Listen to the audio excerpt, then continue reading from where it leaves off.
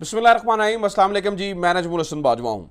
नाज़रीन कराम, कल ज़मान पाक के अंदर एक इंतहाई अहम, दिलचस्प और राज़ों से भरी हुई मुलाकात हुई है। इमरान खान साहब ने इसमें बहुत सारी चीज़ें बताई हैं, बहुत सारे राज़ों से पर्दा हटाया है। सबसे पहली बात तो यह है कि इमरान खान साहब ने जनरल आसिम मुनीर को जो पैगाम पहुंचाया, ख़ास तौर पर उनके आर्मी चीफ बनने के हवाले से और उनको आर्मी चीफ के ओहदे से हटाने के हवाले से, यह बहुत इंपॉर्टेंट है। क्या आर्मी चीफ को इमरान खान ओहदे से हटा देंगे जब वो वज़ीर आज़म बनेंगे? इस बारे में जनरल आसिम को क्या पैगाम पहुंचाया गया, आगे से क्या जवाब आया, चीन की गारंटी वाला मामला क्या है और जलसे के अंदर ऐलान वाला मामला क्या है, इसके ऊपर बहुत सारी चीज़ें जो है ना वो उस गुफ्तगू का हिस्सा रहीं, उस गुफ्तगू में जो है ना वो की गई। कल ये सीनियर जर्नलिस्ट से जो है ना वो मुलाकात थी इमरान खान साहब की, जिसमें बड़े बड़े नाम शामिल थे। काशिफ अब्बासी भी थे, मोहम्मद मालिक भी थे, और भी लोग थे, सदीक जान भी वहाँ पे थे, बैरिस्टर एहतशामुद्दीन भी वहाँ पर थे। तो काफ़ी लोग वहाँ पे मौजूद थे और इस तवील मुलाकात के अंदर ना सिर्फ जनरल आसिम मुनीर के बारे में बातें हुई बल्कि जनरल बाजवा के बारे में बातें हुई। तो क्या इमरान खान साहब ने क्या बताया, क्या बर्फ़ पिघल गई है, क्या बर्फ़ पिघल रही है, जनरल आसिम मुनीर की जानिब से क्या कोई पैगाम आया है, क्या उन्हें यकीन दहानी करवाई गई है कि आपको जो है ना वो आर्मी चीफ के ओहदे से नहीं हटाया जाएगा? इसके ऊपर इमरान खान ने साहब ने जो है ना वो खुलकर इजहार ख्याल किया है। इमरान खान ने इस पर क्या कहा, वो गारंटी वाला मामला क्या है, एक जो है ना वो एक अरब मुल्क के बादशाह की वाला मामला क्या है, इस पर बात काफ़ी सारी चीज़ें हुई जिनको जो है ना वो आज डिस्कस करना है। मोस्ट इंपॉर्टेंटली नाज़रीन कराम, इमरान खान ने यह भी बताया कि उन्हें मारने के नए नए तरीक़ेकार आजमाए गए हैं। आजमाए जा नहीं रहे हैं, आजमाए गए भी हैं, यानी कि उनकी ड्रिप के अंदर जहर का इंजेक्शन देने की भी कोशिश की गई है। यह भी इमरान खान ने इंकशाफ किया है।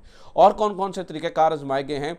5 कातिलाना हमले। अभी तक इमरान खान, अभी हमें सिर्फ वज़ीराबाद वाले मामले का पता है ना, इमरान खान ने बताया कि मुझ पर अब तक 5 कातिलाना हमले हो चुके हैं। ये बाकी 4 कौन कौन से हैं, इसके बारे में भी जो है ना वो बातचीत हुई है।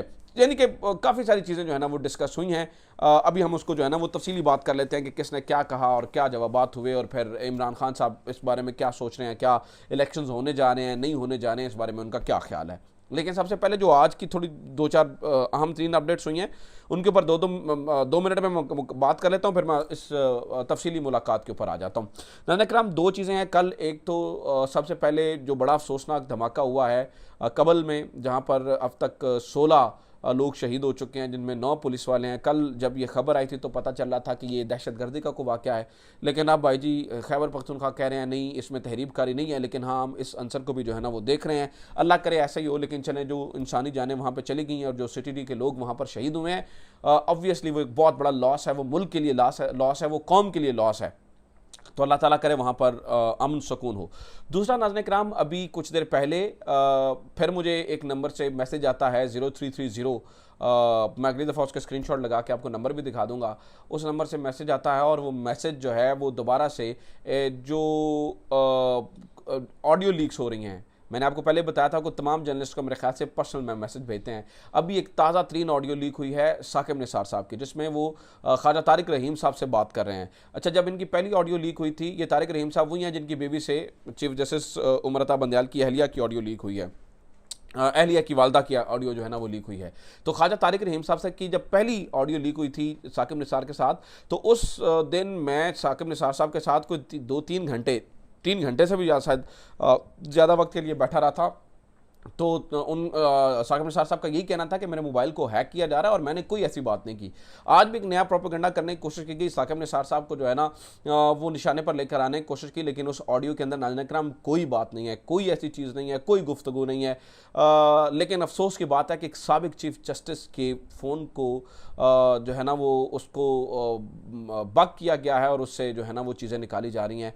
हालत जो है वो यहाँ तक पहुँच चुकी है। अच्छा, तीसरी बात नाज़रीन कराम, कल मैंने आपको बताया था कि वोट ऑफ कॉन्फिडेंस का फैसला किया गया है, जिसको तमाम टीवी चैनल ने चलाया, जिसे जियो ने चलाया। सबसे पहले जियो ने ब्रेक किया और उसके बाद तमाम चैनल्स उसके ऊपर आ गए और उन्होंने भी आके इसको ब्रेक किया कि 27 को जो है ना वो वज़ीर आज़म जनाब शहबाज शरीफ साहब जो है ना वो वोट ऑफ कॉन्फिडेंस ले रहे हैं। कुछ ही देर के बाद मरियम औरंगज़ेब साहिबा ने उसके ऊपर जो है ना वो आके तरदेदी बयान दे दिया कि नहीं नहीं जो है ना वो हम कोई भी वोट ऑफ कॉन्फिडेंस नहीं ले रहे हैं। अब ये कैसी अजीब बात है, जियो ही मरियम औरंगज़ेब हैं और मरियम औरंगज़ेब ही जियो है, तो ये कैसे हो सकता है कि वो कुछ और कह रही हों और ये कुछ और चल रहा हो? ऐसा नहीं है, इस बात को समझिए। बात ये है कि इन्होंने जब ये करने की कोशिश की तो वो बैकफायर किया और वो बहुत बुरे तरीके से बैकफायर किया है। तो लिहाजा ये जो इनके इरादे थे ना वो गए हैं ठट्ठे खूह के अंदर। अब आ जाते हैं नाज़रीन किराम इस मुलाकात के अंदर जो इम्पोर्टेंट और अहम तरीन और दिलचस्प मुलाकात हुई है। मैंने आपको इसके पार्टिसिपेंट्स के बारे में बता दिया। इस मुलाकात के आगाज़ में पूछा गया, जो जनरल बाजवा ने अभी कहा है कि टैंक नहीं थे, फलां नहीं था, फलां नहीं था, फलां नहीं था, तो इसके बारे में आपका क्या ख्याल है? जो भारत वाला मामला है जो अभी जिसका इंकशाफ हामिद मीर साहब ने किया है, तो इसके ऊपर सबसे पहले नाज़रीन कराम इमरान खान ने ये जवाब दिया।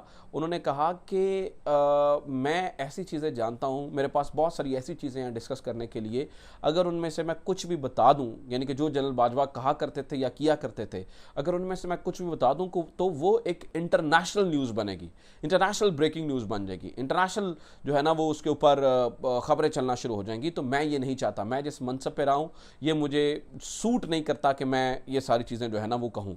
तो लिहाजा इमरान खान साहब ने सबसे पहले कहा कि मैं इस तरह की कोई भी बात जो है वो नहीं करूँगा। हालांकि लेकिन उन्होंने इंडिकेट किया कि जनरल बाजवा ने बहुत सारी ऐसी चीज़ें की हैं और बहुत सारी, उन्होंने कहा कि इतना बड़ा झूठा था जनरल बाजवा, कहते कि इतना कन्विंस कर लेता था कि जब भी आता था तो हम सारे कहते थे ठीक है जनरल बाजवा ठीक कर रहे हैं, लेकिन ये इतने झूठ बोलते थे, इतने झूठ बोलते थे कि वो सारी की सारी बातें जो है ना वो झूठ होती थी।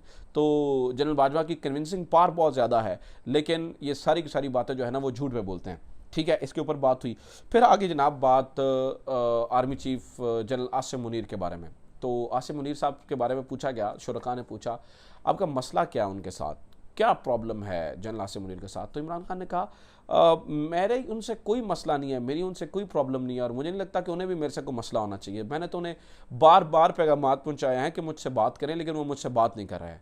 तो फिर उसी महफिल के अंदर ये बात की गई कि जनरल आसिम को शायद ये लगता है, एक इम्प्रेशन ये है कि शायद आप जब भी वज़ीर आज़म बनेंगे तो आप उनको जो है ना वो हटा देंगे। तो इसके ऊपर इमरान खान साहब ने कहा कि नहीं, मेरा कोई ऐसा इरादा नहीं है, मैं जनरल आसिम को क्यों हटाऊंगा, बल्कि जनरल बाजवा ने मुझे कहा था कि जनरल आसिम की तैनाती के अंदर जो है ना वो आप प्रॉब्लम्स रोड़े अटकाएं, प्रॉब्लम्स क्रिएट करें, लेकिन मैंने नहीं की। मैंने जनरल आसिम को भी यही कहा है कि मैंने उनको पैगाम पहुंचाया कि मैं क्यों आपको जो है ना वो हटाऊंगा वज़ीर आज़म बनने के बाद, मैं क्यों आर्मी चीफ को हटाना चाहूँगा, मैं बिल्कुल भी ऐसा इरादा नहीं रखता। लेकिन आई डोंट नो उन्हें क्यों यकीन नहीं आ रहा, या आई डोंट नो उन्हें क्यों इस बात की जो है ना वो यकीन दहानी नहीं हो रही है, या जो मैं कह रहा हूँ कि आपको मैं वज़ीर आज़म बनने के बाद जो है ना आर्मी चीफ के ओहदे से नहीं हटाऊँगा।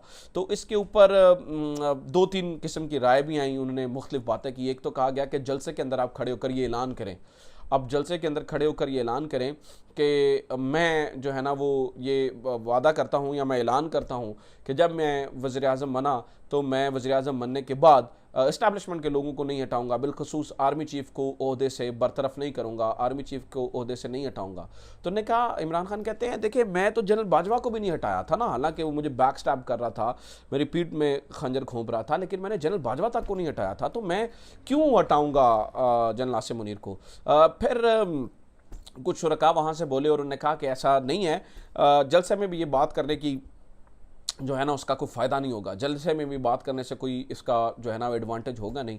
तो फिर दूसरा तरीकाकार क्या है, फिर शुरका से राय दी गई, जितने लोग वहाँ में मौजूद थे उन्होंने कहा कि आप ऐसा करें किसी दोस्त मुल्क को इन्वॉल्व करें, मोहम्मद बिन सलमान को इन्वॉल्व करें या चीन को इन्वॉल्व करें इस मामले के अंदर, और चीन या मोहम्मद बिन सलमान की गारंटी दिलवाएं कि आप जो है ना वो इस बात की यकीन दहानी हो जाए इस्टेब्लिशमेंट को कि जब आप पावर के अंदर आएंगे तो आप पावर के अंदर आकर कम से कम यानी कि वज़ीर आज़म बनने के बाद आर्मी चीफ को ओहदे से नहीं हटाएंगे या आर्मी चीफ को जो है ना। तो इमरान खान ने कहा ठीक है आप सही कह रहे हैं, लेकिन अगेन वही बात है कि जब मैं जनरल बाजवा को हटा सकता था तो मैंने जनरल बाजवा को नहीं हटाया था, क्योंकि मैं ये नहीं चाहता था कि फ़ौज के रैंक एंड फाइल के अंदर ये इस तरह का एक इम्प्रेशन जाए और उनका मोराल डाउन हो। मैं उनका मोराल डाउन नहीं करना चाहता, मैं उनका मोराल डाउन नहीं कर सकता हूँ।